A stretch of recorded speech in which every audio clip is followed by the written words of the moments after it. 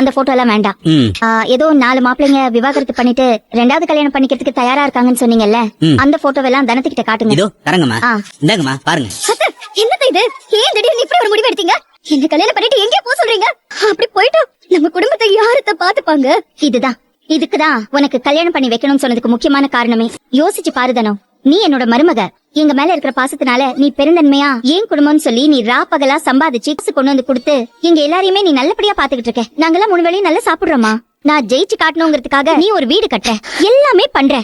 ஆனா உன்னோட சுக துக்கங்களை பகிர்ந்துக்கிறதுக்கு உனக்கு ஒரு வாழ்க்கை துணை இல்லம்மா. அத நீ யோசிச்சு பாரு. வெளி உலகத்துல பாக்குறவங்க கூட என்ன சொல்லுவாங்க? இந்த அம்மா வந்த மருமகளை நல்லா கஷ்டப்படுத்தி சம்பாதிக்க வச்சான், குடும்பத்தை சொகுசா வாழ வைக்கிறான்னு சொல்லி என்ன பத்தி தப்பா பேச மாட்டாங்க.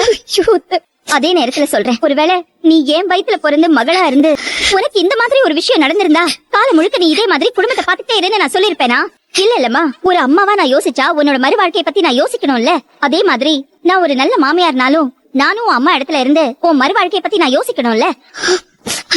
அந்த அடிப்படையில தான் சொல்றேன், நீ இன்னொரு கல்யாணம் பண்ணிக்கணும். என்னத்த சொல்றீங்க? இது பாரு தனம், இந்த குடும்பத்தை பத்தி நீ கவலைப்படாத. இது ஏன் குடும்பம், இத நான் பாத்துக்கிறேன். என் உடம்புல தெம்பு இருக்குமா? என்னால எந்த வேலை வேணாலும் செய்ய முடியும். நான் பாத்துக்கிறேன். நீ உன்னோட வாழ்க்கையில மட்டும் கவனம் செலுத்து. அதை மட்டும் தான் நான் சொல்லுவேன்.